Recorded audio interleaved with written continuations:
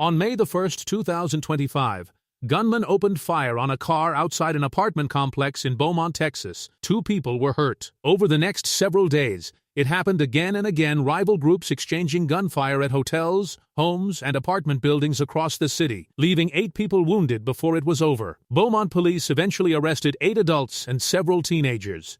This is the sentencing hearing for one of them, a man who was carrying an AR-15 style rifle during one of those shootings, and who, according to the detective who interviewed him, laughed and sang while being questioned about it. He's about to find out exactly how much that cost him. What are you asking for? Well, you can put him for anywhere from 2 to 6. It's he used a deadly weapon, so I guess it's a 3G offense. So he'd have to do half the time. He's been in for a little bit now, and so I think it's more of a based on what you have here and his past and all the other things that have occurred. Maybe 10 years probation to try to straighten him out. But the indications are that you may be spinning your wheels here. I'm being totally frank honest with the court. Especially if someone doesn't take responsibility. And I know I'm speaking in reference to my client. I understand. He's a young kid. His actions that were described in the PSI report from investigating officers, especially with this type of charge and looking at penitentiary time, it's not good. So how can I make the recommendation? As an attorney, would love to give him a second chance and put him on probation, but I'm going to set him up for failure immediately. But this is a 3rd-degree felony, which is 2 to 10, and the cap is 6. So you're looking at another 2 years if he's convicted of the 10 years.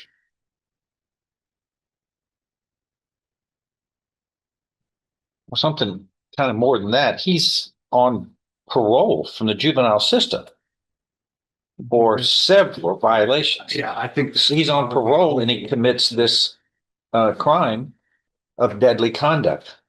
And he's been through the system since 21 and evading arrest, unauthorized use of motor vehicles, theft, violation of juvenile orders, violation of juvenile court order, violation of juvenile court order, and then parole, a form of parole that we really don't deal with too much from the juvenile system, but he was under a form of supervision when he commits this 3rd-degree felony of shooting, being with some or a party to it, shooting firearms at others. And we're talking about AR-15 style weapons here. But he pleads guilty under oath. And then we have this pre-sentence report.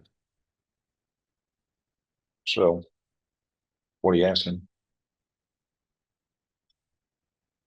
We're asking for a deferred verdict. Go ahead. Judge, you probably have 6 to 10 individuals that are going to appear separately at different points in times in front of you out of this particular fact situation. Some people in the courtroom and those listening will remember this nonsense that occurred back in May of 2025. The facts are that there was a shooting, that there were 2 people in this particular scenario that were armed with AR-15 style rifles. This is one of them. He's a menace to our community. He is making Jefferson County unsafe. We cannot do anything to get this man's attention other than to put him into prison. this whole scenario and what our community keeps having to deal with in Jefferson County makes a lot of us fearful to sleep at night. When Mendoza states here that after getting shot that he believes that young people deserve a second chance, I agree with him. He even said that after 6 to 7 bullets entered through his apartment, and he was one of the people that is the victim in this particular matter. But it's that senseless level of violence that drives us to try to do something different. Under Texas Penal Code Section 22.05, a person commits felony deadly conduct by knowingly discharging a firearm at or in the direction of a person, or a habitation, building, or vehicle, while being reckless as to whether it's occupied. The prosecutor doesn't have to prove the defendant was aiming at a specific person. Recklessness toward an occupied building is enough on its own. That's exactly the theory described here. Multiple shooters exchanging gunfire near an apartment complex, with bullets going through units where people were actually Something inside. different. Detective Jackson, who's present in the courtroom, is mortified by having to deal with these type of matters. And what is more compelling about this young man and why it is that we can't help him by probation is the fact that he's shown no remorse. He's accepted no responsibility. When he was interviewed by the police department, he basically laughed about this, singing and dancing during the periods of times in which this was being interviewed. After toting around an AR-15 on surveillance video where shootings occurred and somebody could have been killed, all while he was on parole.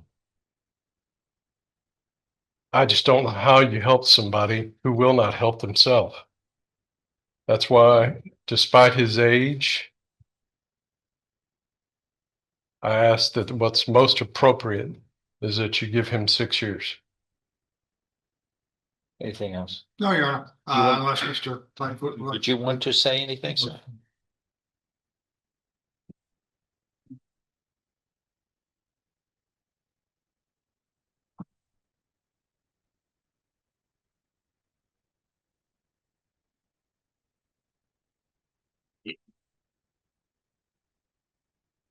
All right.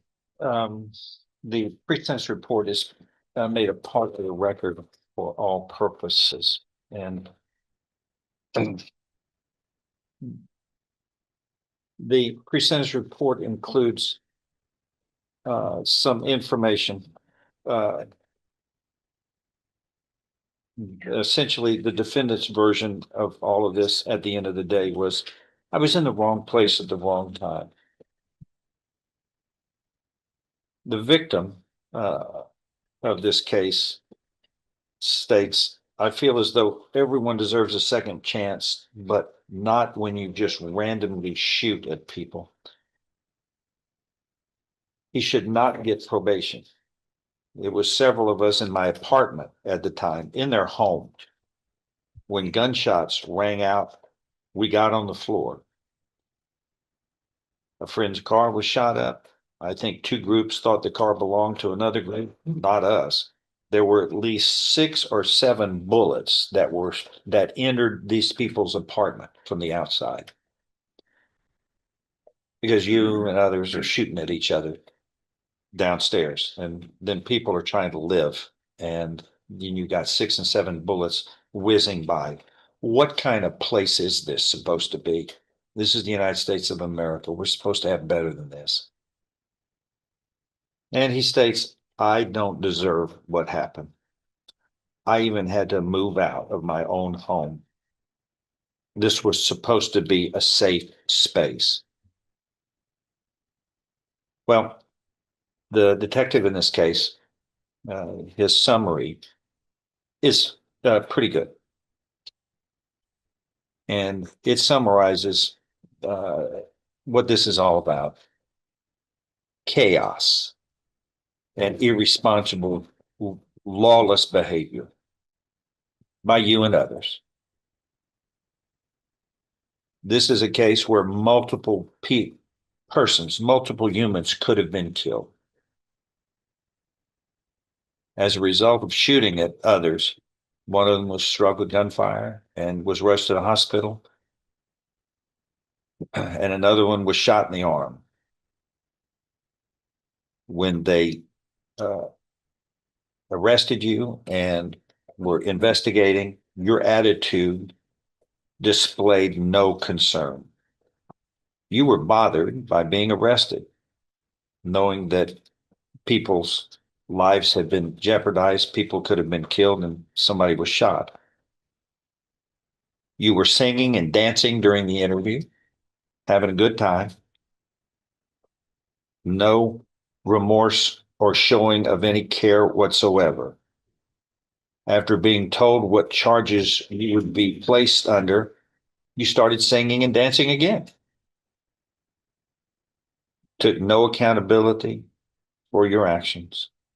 And this is all while you had been dealt with more than once, numerous times under the juvenile laws for your irresponsible behaviors of evading arrest, unauthorized use of motor vehicles, thefts, then violations of your juvenile court orders, and you were under a form of parole with the juvenile system when you were involved with all of this.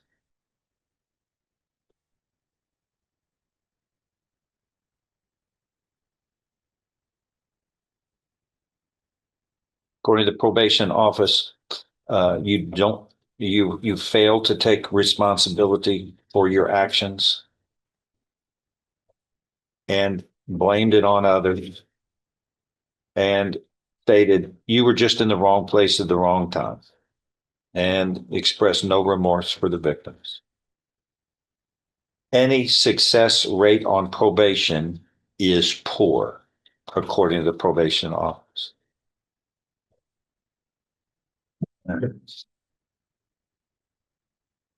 Anything else after all of this? Did you want to say anything, sir? You don't want to say anything?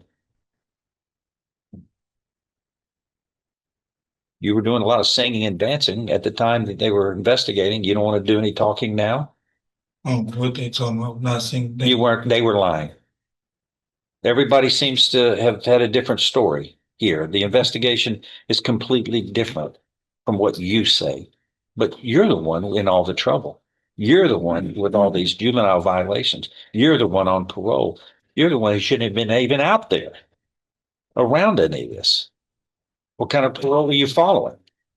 Parole laws don't allow you to be doing some of this, but yet you're doing it anyway. But the most important thing is you looked me right in the eye and stated that you were guilty of this crime under oath. Didn't you? Yes. Were you lying to me? Were you lying to me under oath? No. You want to add perjury to everything else? No, Mr. You were hereby sentenced to confinement in the institutional division of the Texas Department of Criminal Justice to serve a term of 6 years. And the judgment shall reflect that a deadly weapon, namely a firearm, was used in the commission of this offense. You will be given credit for all time you have served in accordance with this case. Do you understand what has happened today, sir? Yes? Yes. Okay. That That is all.